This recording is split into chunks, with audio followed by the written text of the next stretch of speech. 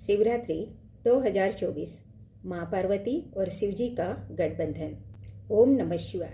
मैं लता पांडे स्वागत करती हूँ आप सभी का जीवनसार चैनल में। और 8 मार्च 2024 को आने वाली शिवरात्रि के लिए अनंत अनंत शुभकामनाएं मैं आपको देती हूँ।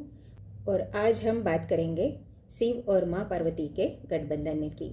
आज मैं आपको ले चलूंगी चैनल के माध्यम से जहाँ शिव पार्वती जी का गठबंधन हुआ था। और आपको एक विनम्र निवेदन है कि अगर ये इन्फॉर्मेशन आपको अच्छी लगी तो वीडियो को लाइक करें, कमेंट करें, शेयर करें।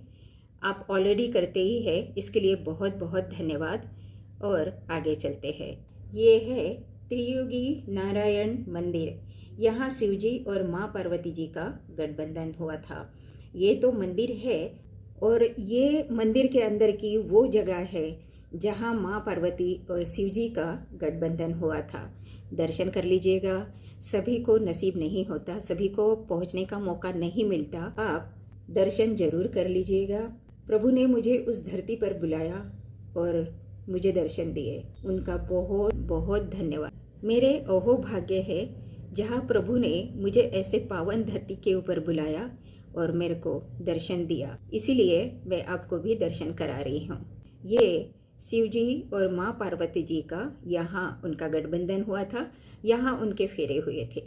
महाशिवरात्रि का पर्व भगवान शिव और माता पार्वती जी के विवाह के उपलक्ष्य में आज भी हम देश भर में धूमधाम से मनाया करते हैं।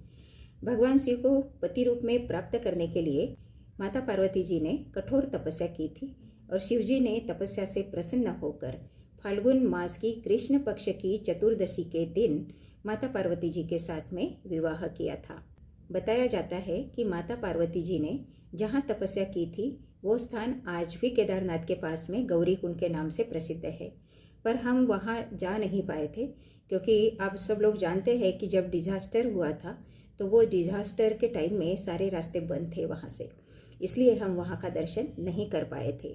तपस्या पूर्ण होकर देवी पार्वती जी ने भगवान शिव के सामने विवाह का प्रस्ताव रखा और जिसे भगवान शिव जी ने स्वीकार कर लिया था। और देवों के देव महादेव जी ने जब माता पार्वती जी के साथ में विवाह के प्रस्ताव को स्वीकार कर लिया, तब माता के पिता हिमालय ने विवाह की जोरों शोरों से तैयारियां कर दी और विवाह को संपन्न किया। तब से 3 युगों से त्रियुगी नारायण के प्रारंभ में जहाँ भगवान शिव और माता पार्वती जी का विवाह हुआ था, आज भी अखंड धुनी जलती रहती है। त्रियुगी नारायण मंदिर में एक ब्रह्म कुंड और एक विष्णु कुंड भी है। बताया जाता है कि शिव पार्वती जी के विवाह में ब्रह्मा जी पुरोहित थे और ब्रह्मा जी ने शिव पार्वती जी के शादी के पहले जिस कुंड में स्नान किया था उस कुंड को ब्रह्म कुंड कहते हैं। और शिव पार्वती जी के विवाह में भगवान विष्णु ने भाई के रूप में रीति रिवाजों को पूरा किया था, तो उनके शादी के पहले विष्णु जी ने जिस कुंड में स्नान किया था उसको विष्णु कुंड बोलते हैं। इसके बाद उन्होंने विवाह संस्कार में भाग लिया। और अब आप वीडियो को पॉज करके स्क्रीनशॉट ले लीजिएगा और इसका प्रिंट आउट लेकर अपने पूजा में रखकर इसके सामने आप गठबंधन कर सकते हैं। एक रियल कनेक्शन हो जाएगा और आपको रियल फीलिंग आएगी और माँ और महादेव का आशीर्वाद आपको मिलेगा। अब आप जब पूजा करेंगे तो माँ पार्वती और शिवजी का गठबंधन जरूर करना है, क्योंकि फाल्गुन मास में कृष्ण पक्ष की चतुर्दशी को महाशिवरात्रि पर माँ पार्वती और भोलेनाथ का विवाह संपन्न हुआ था और महाशिवरात्रि पर हम उनकी वर्षगांठ मनाते हैं। आप चाहे मंदिर में पूजा कर रहे हैं, घर में पूजा कर रहे हैं, ये गठबंधन आप कहीं भी कर सकते हैं। किसी की शादी नहीं हो रही है, वैवाहिक जीवन में सुख शांति चाहते हैं, अपने घर को संयुक्त रखना चाहते हैं, तो ये गठबंधन जरूर करें। अब जब आप पूजा करने बैठेंगे तो ये गठबंधन आप पूजा की शुरुआत में भी कर सकते हैं, बीच में भी कर सकते हैं, बाद में भी कर सकते हैं। उसके लिए माँ के लिए एक चुंदरी ले ले, शिवजी के लिए सफ़ेद कपड़ा और पीला कपड़ा ले ले। इनके अलावा कोई दूसरा कपड़ा ना ले क्योंकि दूसरा कलर उनको चलता नहीं है। गठबंधन में हल्दी की गांठ ले ले, सिक्का सुपारी ले ले, इलायची ले ले, लौंग ले ले, अक्षत ले ले, फूल ले ले और इन सबको इन कपड़ों में एक कपड़े में बांधकर माँ और महादेव जी का गठबंधन कर दे। चुंदरी में बांध ले इसको और गठबंधन कर दे। ऐसा करने से जो विवाह में दिक्कतें आ रही है वो दूर हो जाएंगी। ये गठबंधन स्त्री द्वारा ही किया जाना चाहिए।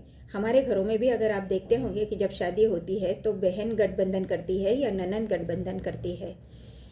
और अगर आपके पास में शिवलिंग नहीं है तो आप फोटो के साथ में भी गठबंधन कर सकते हैं। आपके पास में कपड़ा नहीं है तो आप मौली से भी गठबंधन कर सकते हैं। 7 बार मौली लपेटेंगे और गठबंधन कर देंगे। इससे जिनका विवाह नहीं हो रहा है, जिनके विवाह का योग नहीं बन रहा है, तो उनके विवाह का योग बनना शुरू हो जाएगा और शादीशुदा जीवन में प्यार बढ़ेगा। पूजा के बाद इस गठबंधन को अपने घर में शुद्ध जगह या मंदिर में ही रख दे। अगले साल आप जब गठबंधन करेंगे तो वो घर में रखेंगे और इस पुराने गठबंधन को जल में प्रवाहित कर देंगे या अपने घर में ही पूजा में आप ये सारी चीज़ें इस्तेमाल करेंगे। जो चीज़ें आप इसमें बांधी है उनको भी आप संभाल के रख दे, या इससे आपके जीवन में सुख शांति समृद्धि आएगी और जीवन में प्यार बढ़ेगा। तो साथियों, इस महाशिवरात्रि पर गठबंधन जरूर कीजिएगा।